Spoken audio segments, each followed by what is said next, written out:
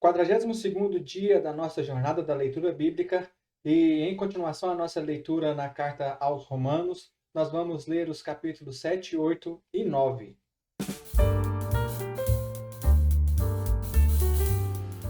Na nossa leitura de hoje, nós vamos ver o apóstolo Paulo dizendo que nós somos libertos do poder da lei, aquela que demonstra o pecado. Ele também vai enfatizar que nós que temos a vida eterna através do Espírito. E ele começa então a fazer a defesa do Evangelho, começando pelos judeus. Vamos então à nossa leitura. Romanos capítulo 7, a palavra do Senhor nos diz o seguinte: Meus irmãos, falo a vocês como a pessoas que conhecem a lei. Acaso vocês não sabem que a lei tem autoridade sobre alguém apenas enquanto ele vive? Por exemplo, pela lei, a mulher casada está ligada a seu marido enquanto ele estiver vivo. Mas se o marido morrer, ela estará livre da lei do casamento. Por isso, se ela se casar com outro homem enquanto seu marido ainda estiver vivo, será considerada adúltera. Mas se o marido morrer, ela estará livre daquela lei, e ao mesmo que venha se casar com outro homem, ela não será adúltera. Assim, meus irmãos, vocês também morreram para a lei, por meio do corpo de Cristo, para pertencerem a outro, àquele que ressuscitou dos mortos, a fim de que venhamos a dar frutos para Deus. Pois, quando éramos controlados pela carne, as paixões pecaminosas despertadas pela lei atuavam em nossos corpos, de forma que dávamos frutos para a morte. Mas agora, morrendo para aquilo que antes nos prendia, fomos libertos da lei, para que sirvamos conforme o novo modo do Espírito, não segundo a velha forma da lei escrita. Que diremos, então? A lei é pecado? De maneira nenhuma. De fato, eu não saberia o que é pecado a não ser por meio da lei, pois, na realidade, eu não saberia o que é cobiça se a lei não dissesse, não cobiçarás. Mas o pecado, aproveitando da oportunidade dada pelo mandamento, produziu em mim todo tipo de desejo cobiçoso, pois sem a lei o pecado está morto.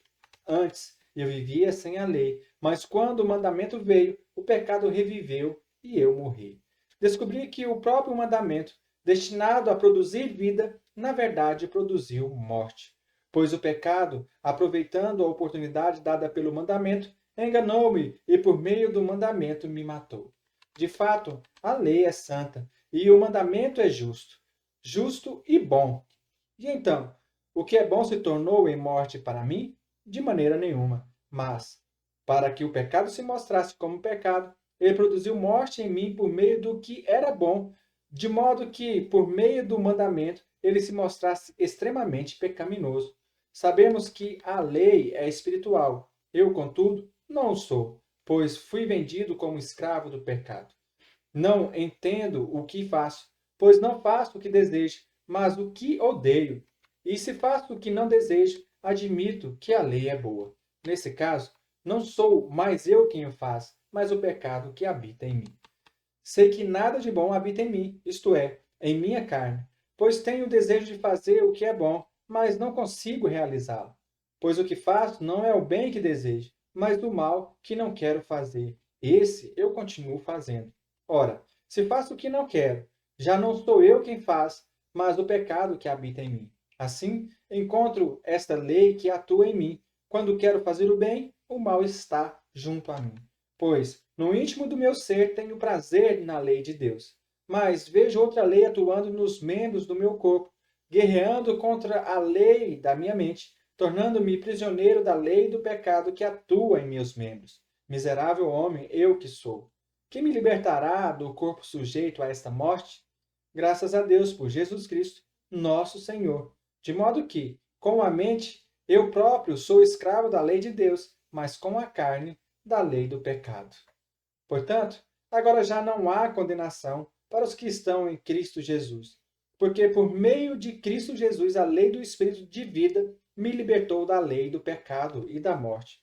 Porque aquilo que a lei fora incapaz de fazer por estar enfraquecida pela carne, Deus o fez enviando o seu próprio Filho, à semelhança do homem pecador, como oferta pelo pecado, e assim condenou o pecado na carne, a fim de que as justas exigências da lei fossem plenamente satisfeitas em nós, que não vivemos segundo a carne, mas segundo o Espírito. Quem vive segundo a carne tem a mente voltada para o que a carne deseja, mas quem, de acordo com o Espírito, tem a mente voltada para o que o Espírito deseja. A mentalidade da carne é morte, mas a mentalidade do Espírito é vida e paz. A mentalidade da carne é inimiga de Deus, porque não se submete à lei de Deus, nem pode fazê-lo. Quem é dominado pela carne não pode agradar a Deus. Entretanto, vocês não estão sob o domínio da carne, mas do Espírito, se de fato o Espírito de Deus habita em vocês. E, se alguém não tem o Espírito de Cristo, não pertence a Cristo. Mas se Cristo está em vocês, o corpo está morto por causa do pecado, mas o Espírito está vivo por causa da justiça. E, se o Espírito daquele que ressuscitou Jesus dentre os mortos habita em vocês, aquele que ressuscitou a Cristo dentre os mortos também dará vida aos seus corpos mortais, por meio do seu Espírito que habita em vocês. Portanto, irmãos, estamos em dívida, não para com a carne, para vivermos sujeito a ela. Pois se vocês viverem de acordo com a carne, morrerão. Mas se pelo Espírito fizerem morrer os atos do corpo, viverão, porque todos os que são guiados pelo Espírito de Deus são filhos de Deus. Pois vocês não receberam um espírito que os escravize para novamente temer, mas receberam um espírito que os adota como filho, por meio do qual clamamos Abba, Pai. O próprio Espírito testemunha ao nosso espírito que somos filhos de Deus. Se somos filhos, então somos herdeiros, herdeiros de Deus e co-herdeiros com Cristo. Se de fato participamos dos seus sofrimentos, para que também participemos da sua glória. Considero que os nossos sofrimentos atuais não podem ser comparados com a glória que em nós será revelada. A natureza criada aguarda, com grande expectativa, que os filhos de Deus sejam revelados, pois ela foi submetida à futilidade, não pela sua própria escolha, mas por causa da vontade daquele que a sujeitou na esperança, de que a própria natureza criada será libertada da escravidão da decadência e que se encontra para a gloriosa liberdade dos filhos de Deus. Sabemos que toda a natureza criada geme até agora como em dores de parto. E não só isso, mas nós mesmos, que temos os primeiros frutos do Espírito, gememos interiormente, esperando ansiosamente nossa adoção como filhos, a redenção do nosso corpo. Pois nessa esperança fomos salvos. Mas esperança que se vê não é esperança. Quem espera por aquilo que está vendo? Mas se esperamos o que ainda não vemos, aguardamo-lo pacientemente. Da mesma forma, o Espírito nos ajuda em nossa fraqueza, pois não sabemos como orar, mas o próprio Espírito intercede por nós com gemidos inexprimíveis. E aquele que sonda os corações conhece a intenção do Espírito, porque o Espírito intercede pelos santos de acordo com a vontade de Deus. Sabemos que Deus age em todas as coisas para o bem daqueles que o amam, dos que foram chamados de acordo com o seu propósito. Pois aqueles que de antemão conheceu, também os predestinou para serem conforme à imagem do seu Filho, a fim de que ele seja o primogênito entre muitos irmãos. E aos que predestinou, também chamou. E aos que chamou, também justificou. E aos que justificou, também glorificou. Que diremos, pois, diante dessas coisas? Se Deus é por nós, quem será contra nós? Aquele que não poupou o seu próprio Filho, mas o entregou por todos nós, como não nos dará juntamente com ele e de graça todas essas coisas? Quem fará alguma acusação contra os escolhidos de Deus? É Deus quem os justifica. Quem os condenará? Foi Cristo Jesus que morreu, e mais, que ressuscitou e está à direita de Deus, e também intercede por nós. Quem nos separará do amor de Cristo? Será tribulação, ou angústia, ou perseguição, ou fome, ou nudez, ou perigo, ou espada? Como está escrito: por amor de ti, enfrentamos a morte todos os dias. Somos considerados como ovelhas destinadas ao matadouro. Mas, em todas essas coisas, somos mais que vencedores por meio daquele que nos amou. Pois estou convencido de que nem a morte, nem a vida, nem os anjos nem demônios, nem o presente nem o futuro, nem quaisquer poderes, nem altura nem profundidade, nem qualquer outra coisa na criação será capaz de nos separar do amor de Deus que está em Cristo Jesus, o nosso Senhor. Digo a verdade em Cristo. Não minto. Minha consciência confirma no Espírito. Tenho grande tristeza e constante angústia em meu coração. Pois eu até desejaria ser amaldiçoado e separado de Cristo, por amor dos meus irmãos, o de minha raça. O povo de Israel, deles é a adoção de filhos, deles é a glória divina, as alianças, a concessão da lei, a adoração no templo e as promessas. Deles são os patriarcas, e a partir deles se trata a linhagem humana de Cristo, que é Deus acima de tudo, bendito para sempre. Amém. Não pensemos que a palavra de Deus falhou, pois nem todos os descendentes de Israel são Israel. Nem por serem descendentes de Abraão, passaram todos a ser filhos de Abraão. Pelo contrário, por meio de Isaque, a sua descendência será considerada. Noutras palavras, não são os filhos naturais que são filhos de Deus, mas os filhos da promessa é que são considerados descendência de Abraão. Pois foi assim que a promessa foi feita. No tempo devido, virei novamente, e Sara terá um filho. E esse não foi o único caso. Também os filhos de Rebeca tiveram um mesmo pai, nosso pai Isaque. Todavia, antes que os gêmeos nascessem ou fizessem qualquer coisa boa ou má, a fim de que o propósito de Deus conforme a eleição permanecesse, não por obras, mas por aqueles que chama, foi dito a ela: o mais velho servirá ao mais novo. Como está escrito: amei Jacó, mas rejeitei Esaú. E então, que diremos? Acaso Deus é injusto? De maneira nenhuma. Pois ele diz a Moisés: terei misericórdia de quem eu quiser ter misericórdia, e terei compaixão de quem eu quiser ter compaixão. Portanto, isso não depende do desejo ou do esforço humano, mas da misericórdia de Deus. Pois a Escritura diz ao Faraó: eu o levantei exatamente com esse propósito, mostrar em você o meu poder, e para que o meu nome seja proclamado em toda a terra. Portanto, Deus tem misericórdia de quem Ele quer e endurece a quem Ele quer. Mas alguns de vocês me dirão: então, por que Deus ainda nos culpa? Pois quem resiste à sua vontade?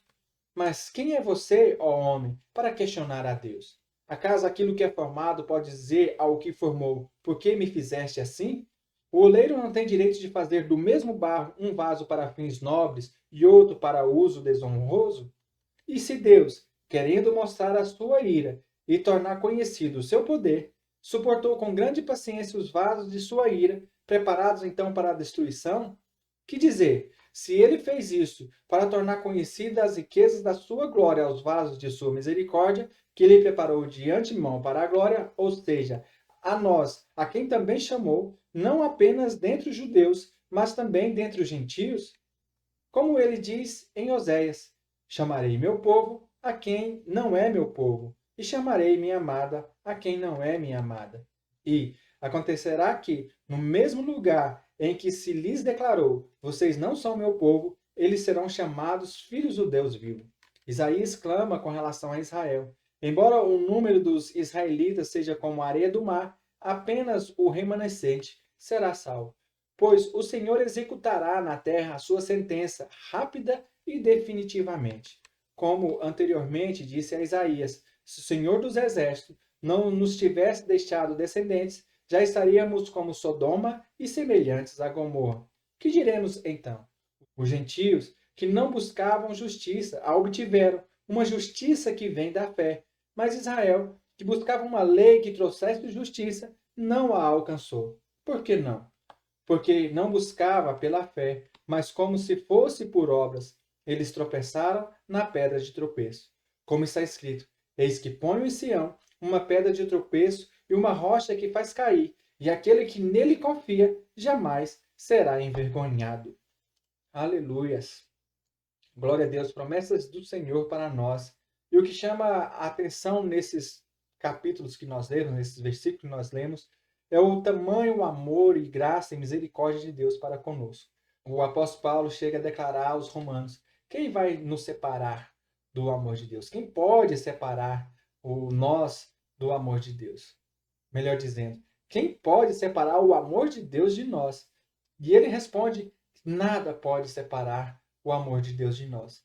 Não é altura, não é profundidade, não é futuro, não é presente, não é o passado, não são potestades, não é nada que pode separar o amor de Deus de nós. Ainda que eu desvie dos caminhos do Senhor, ainda que eu aborreça o Senhor, nosso Deus, O amor dele ainda não pode ser separado de mim, porque ele nos amou de tal maneira que enviou o seu filho, o seu único filho, para que todo aquele que nele crê não pereça, mas tenha a vida eterna. Ele amou a todos, sem distinção, sem saber se são judeus, se são gregos, se são gentios ou não. Ele amou o mundo inteiro. E isso é maravilhoso para nós, que você possa se apegar a esse amor, a essa graça, a essa misericórdia. Que você tenha um ótimo dia e nos vemos amanhã no nome santo de Jesus.